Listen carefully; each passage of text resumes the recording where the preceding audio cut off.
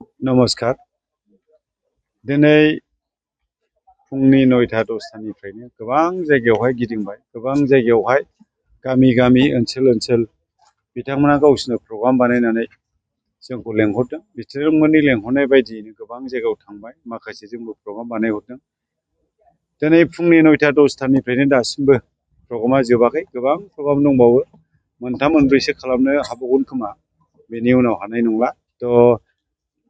गोबां नाजासेयावबो दिनै गोबां जायगायाव सहैजोबनो हायाखै आरो समाबो सर्ट बेनिखायनो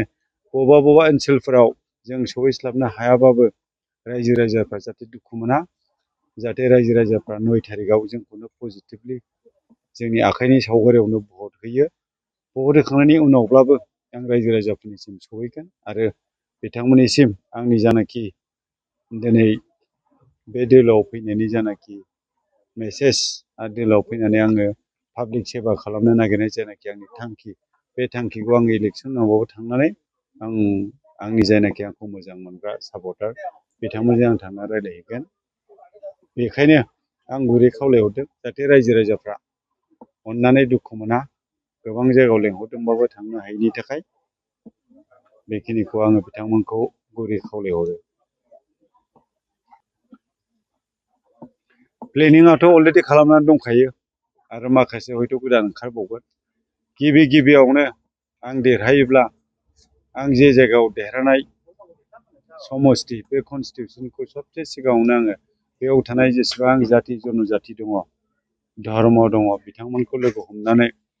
बिथांमोनजों जोंजों आरो बे ओनसोलनि गासिबो रायजो राजाफोरजों जों जयैनो सुख सान्ति मोनसे न'खरनि बायदि जों रायजो जानो निस्सय आङो रायजो जानाय एबा बिथांमोनखौ रायजो जाहोनो आङो निस्सय नाजागोन आरो बिनि उनाव बे रायजो जानाय मोनफ्रोमबो फेमिलिनि थाखाय मा सुबिदानि गोनांथि दङ बेखौ आङो गभर्नमेन्टनिसिम बे मेसेजखौ आङो लानानै थांगोन आरो बिनि उनाव बे ओनसोलाव रायजो जाग्रा जानाखि रायजो राजाफोर बिथांमोननि सुबिदानि थाखाय स्कुल हस्पिटाल गोबां आरो जेंनायाव गोलैजानानै थानाय एबा समस्यायाव थानाय जायनाखि समस्या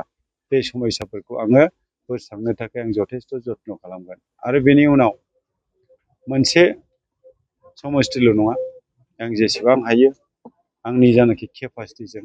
आंनि केपाबोलजों आङो जेसेबां हायो रायजो राजाखौ आरो जोंनि समाज ससाइटि एबा रायजोनिनो आं मोजां खामानि मावनो आङो आवगायगोन सारा गोबां दाब जायगायाव बेरायनानै नुबोबाय दा सारा बेसेबां थाबथानानै देरहागोन बायदि आसा देरहानायाथ' आंनि आखायाव गैथ'ला देरहानाया भटारफोरनि आखायावसो दङ दा बे भटार बिथांमोनहा जायखौ डिसाइड खालामनानै दिनैनि दिनाव दङ बिथांमोनहा बेवहाय जेला भट होगोन बेहाय भट होनानै बिथांमोनहासो देरहागोन ओंखायनो आं बे पार्सेन्टखौ भटारफोरनि सायावसो हगारनानै होबाय आरो भटारफ्रासो बेखौ डिसाइड खालामगोन